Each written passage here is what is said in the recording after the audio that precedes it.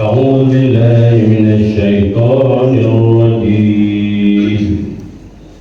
بسم الله الرحمن الرحيم.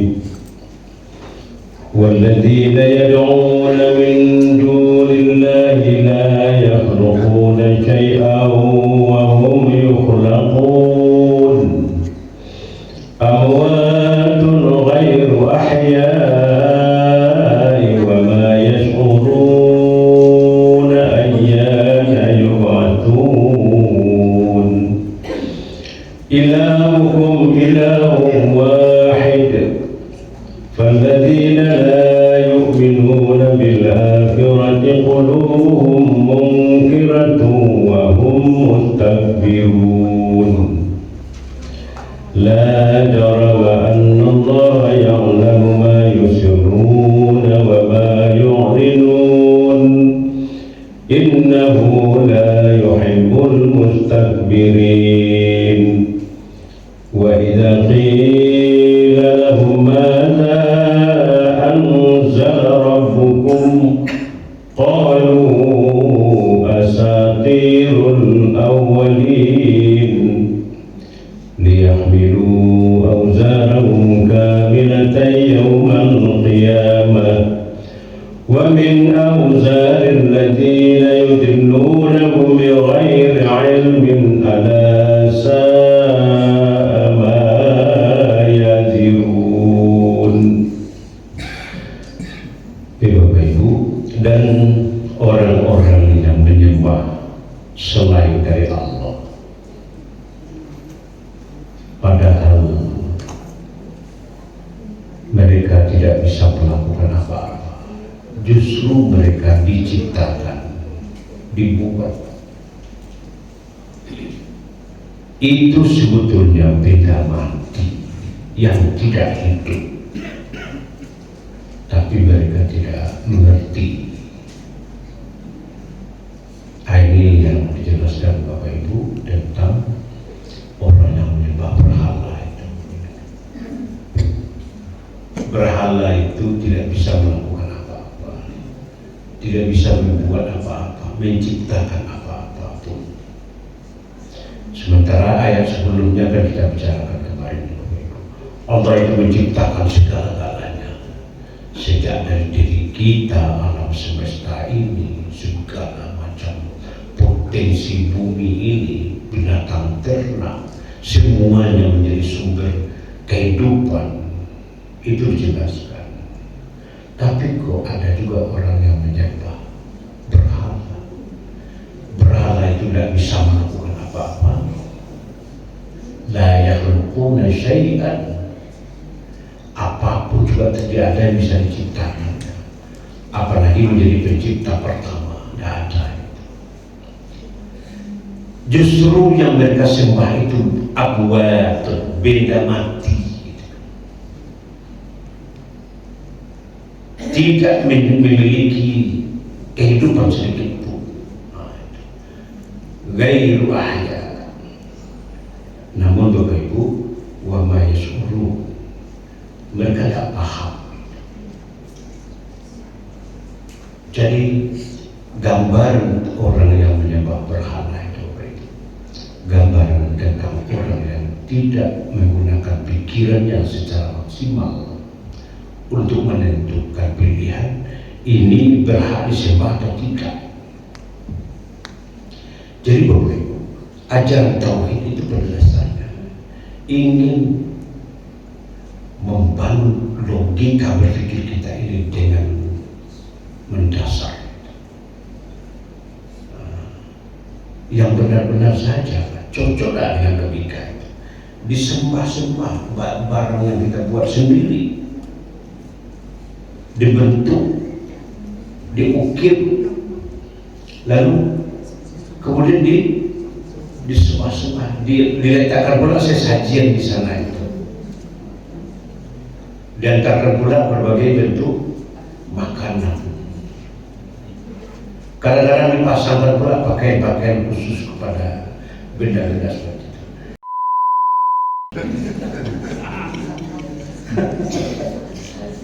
Hah? Iya. dalam itu bapaknya.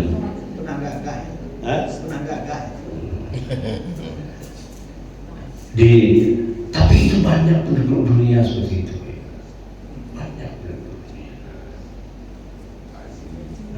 Logika apa yang dipikirkannya itu? Dijelaskan oleh Al-Quran seperti itu.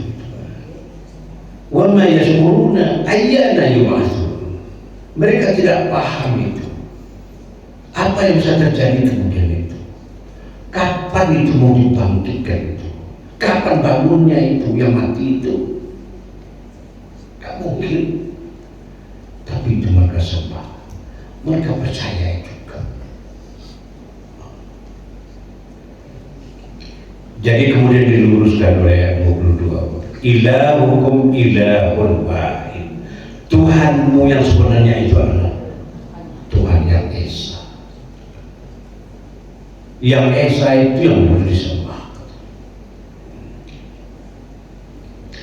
Tapi falladzina la yu'minuna bil akhirah, orang-orang yang tidak percaya akan ada hari akhirat nanti, hati mereka tetap membantah, munkirah.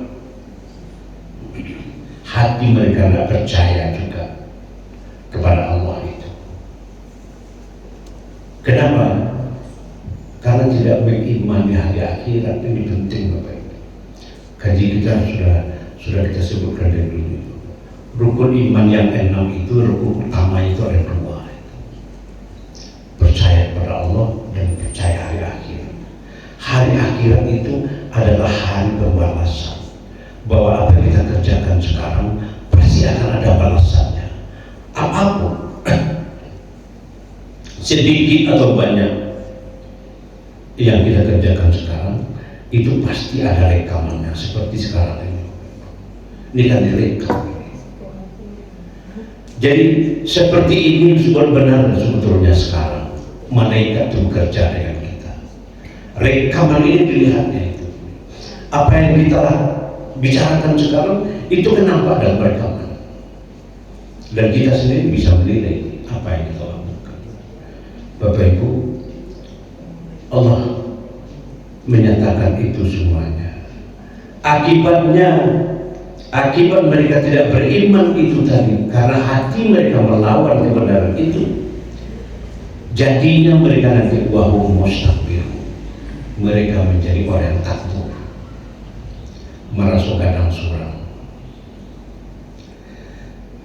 Yang penyakit besar dalam kehidupan kita ini Bapak Ibu, takbur itu.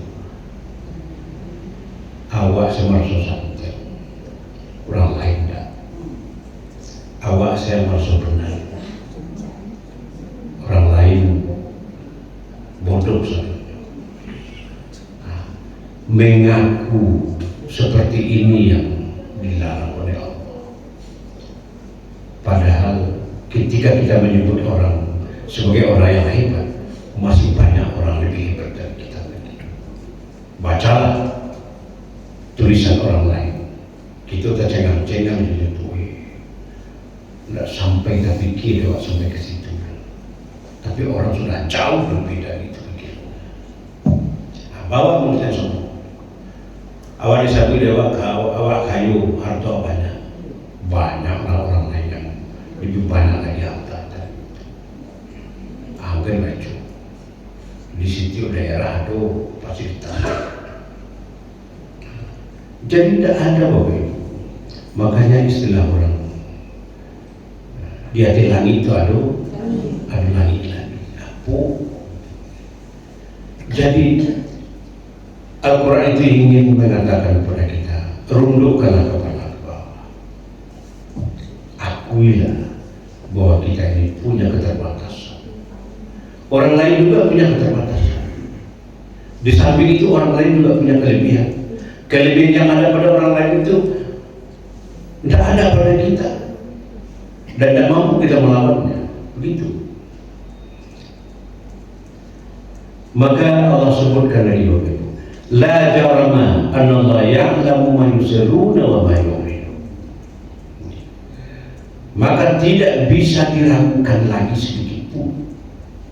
Sesungguhnya Allah mengetahui apapun yang kita tutup-tutupi. Aku tetap menyindir orang Yahudi Nasrani, tetap menyindir mereka karena mereka dari awal menutup-nutup kebenaran yang terdapat dalam Taurat dan Injil. Nak tampilkan apa adanya. Kerja orang itu kan begitu. Diingatkan kembali, Allah tahu itu apa yang mereka tutup-tutupi itu. Wa ma yu'linu, dan apapun yang mereka tampilkan. Yang ditampilkannya pun dan nyoboi sendiri. Yang diromah-romahnya. Maka jadinya itu Ibu, apalah pegangan mereka sudah. Logika mereka tidak lurus. Kitab suci sudah mereka preteli. Apa pegangan? Kita manusia ini tanpa pegangan yang kokoh dan yang maha kuasa Bapak Ibu, kita akan terombang-ambing hidup kita. Tidak jamin ya Pak. Untuk mendulukan sesuatu tidak kata selesaikan di waktu. Kita butuh dan memerlukan petunjuk. Jadi apapun yang mereka tutup-tutupi atau mereka jelaskan, itu Allah tahu semua. Innahu la yuhibbul mustakbirin. Sungguh Allah itu tidak suka sedikit pun kepada orang yang berjiwa takbur itu, berjiwa menyombongkan diri itu. Jadi Bapak Ibu, Al-Quran ini mengajak kita untuk tawadhu. Seberapapun hebatnya kita tetap dalam posisi bertawadhu. Tidak perlu ngecek-ngecek, mengaku-ngaku. Toh kehebatan yang pernah ada pada diri kita itu pemberian Allah. Pernah dulu kita menjadi pejabat ini, itu dan sebagainya. Itu kan sebentar. Ya kan? Barang maunya selama atasan masih supaya apa? Ya kan? Menjabat itu, kantor-kantor itu baik. Itu selama atasan supaya apa? Kalau tidak,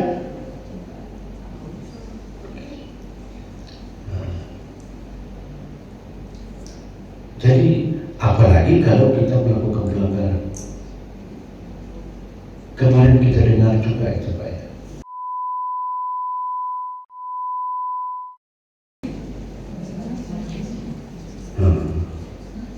Masya Allah. Berseruput di rumah ini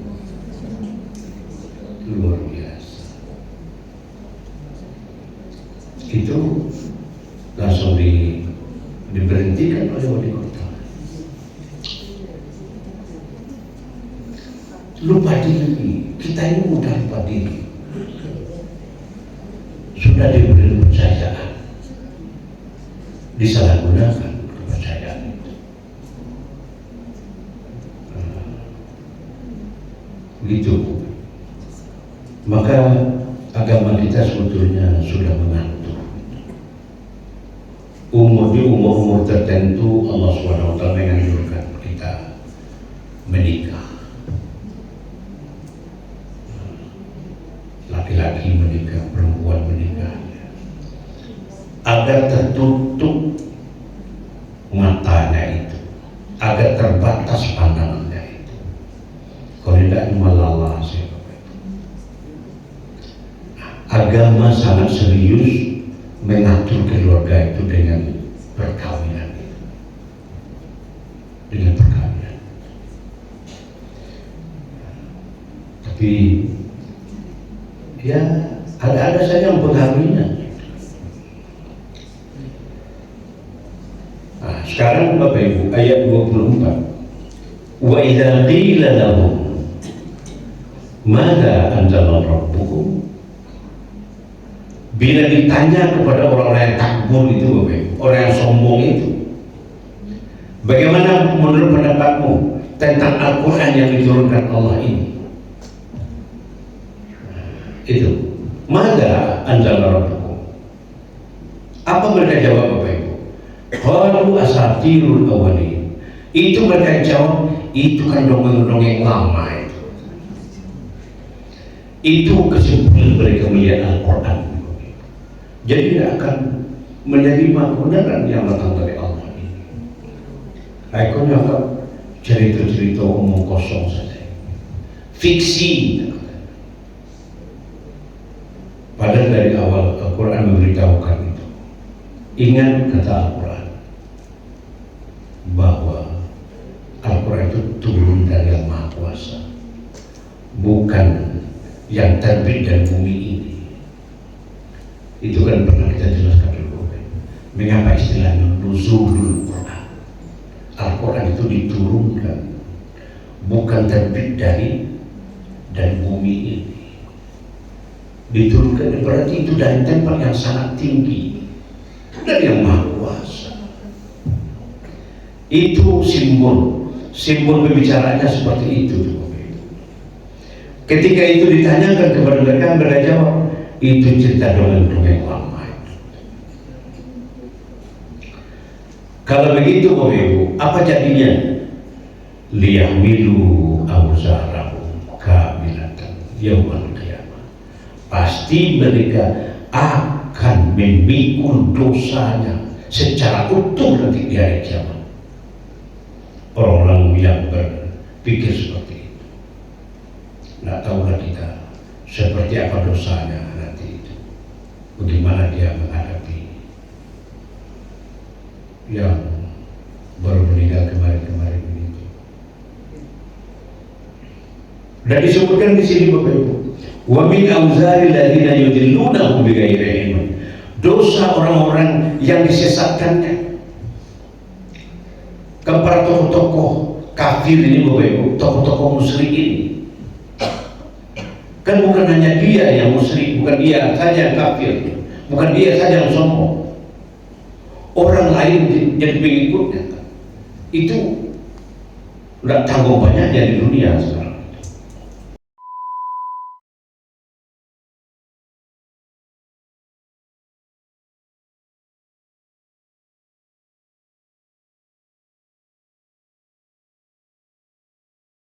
Menurut Quran itu Bapak Ibu, orang-orang seperti itu, orang tidak mengakui Allah.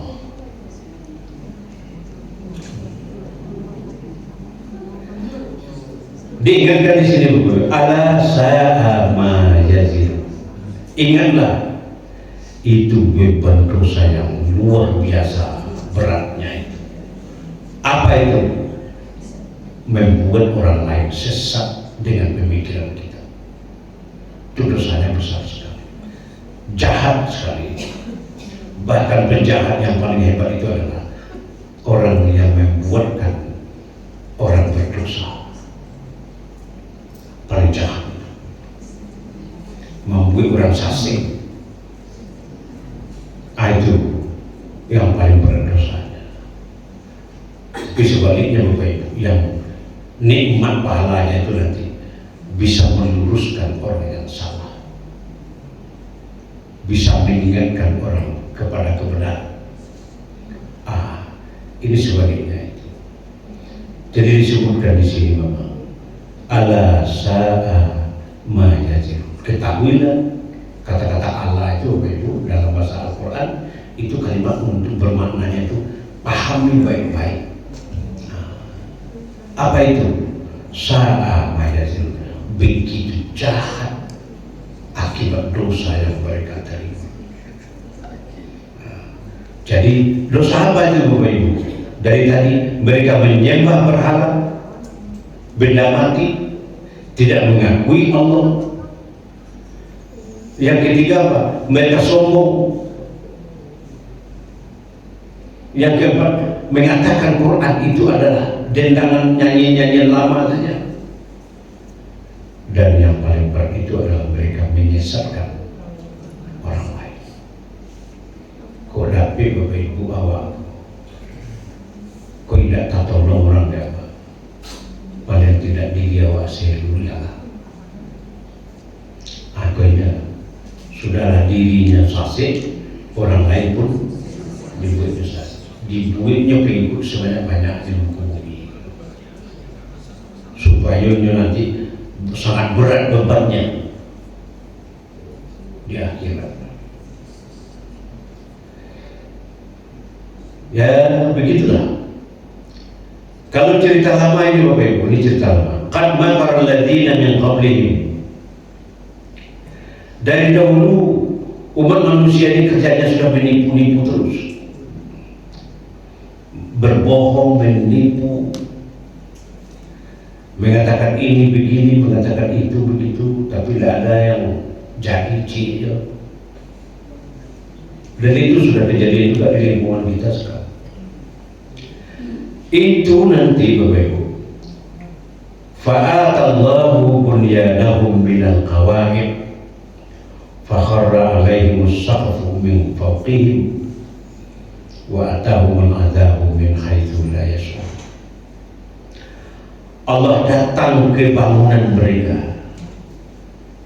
Allah buka bangunannya itu dari dasar, minal qawaid, dari pondasinya, diangkat pondasinya itu ke atas.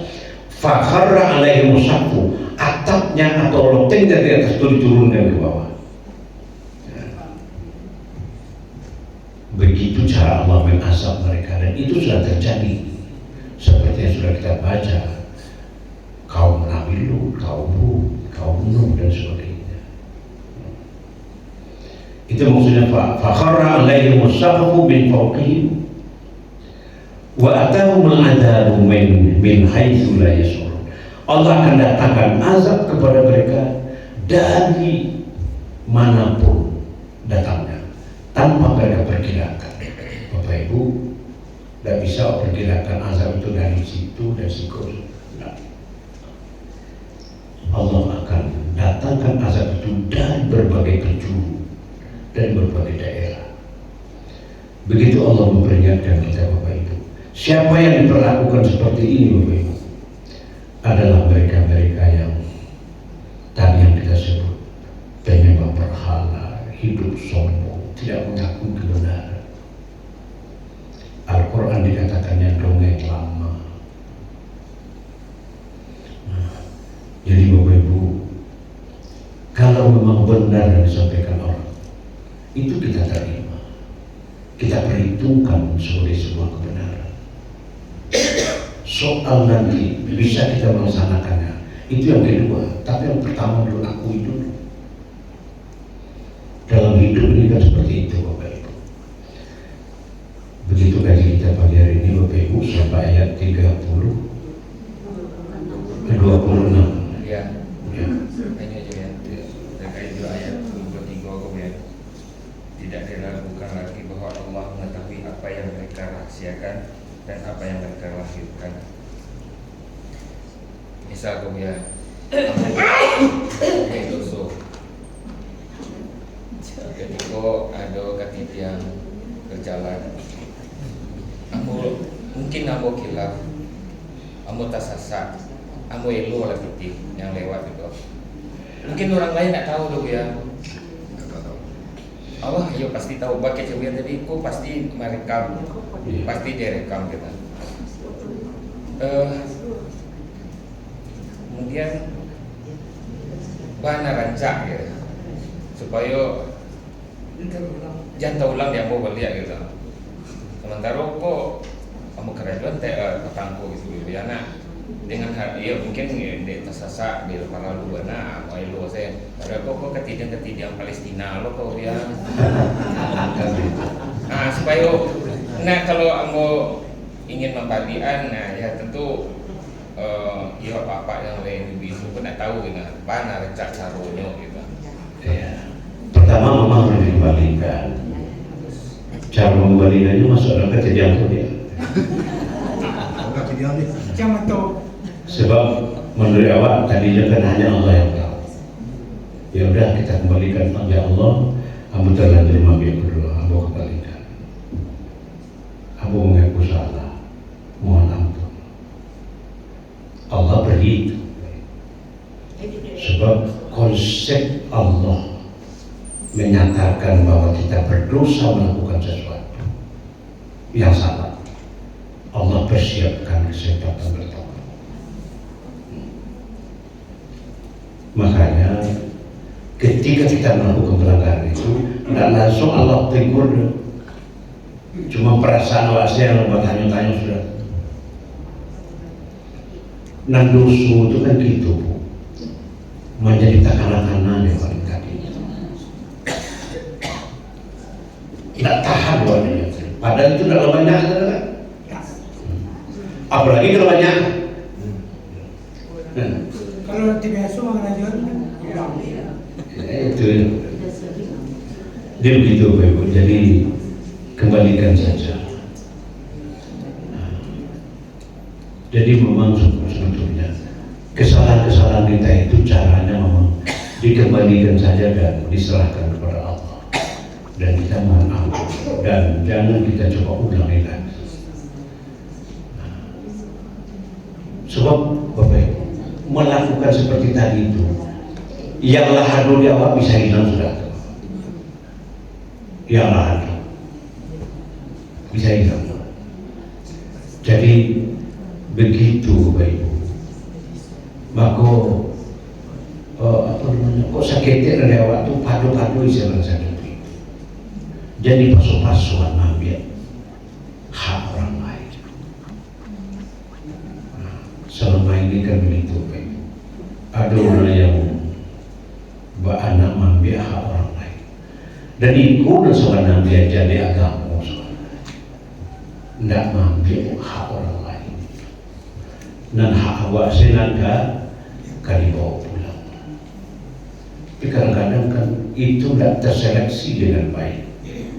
Lihat awak punya tertindak. Bapak Ibu, ikolah gunanya Bapak Ibu. Kita mengaji, ada dua pikiran-pikiran agama terkait Rasul. Kita luruskan. Mungkin latar kumpu itu yang banyak memang apa. Cari ada kalau lejani sesuatunya loh atas. Namanan agak karo-karonya kembalikan ke tampilnya. Kau dah apa punya. Baca doanya, ya tidak mungkin juga kita kembalikan pada orang lain itu. Kita serahkan. Kita gunakan untuk kepentingan bersama.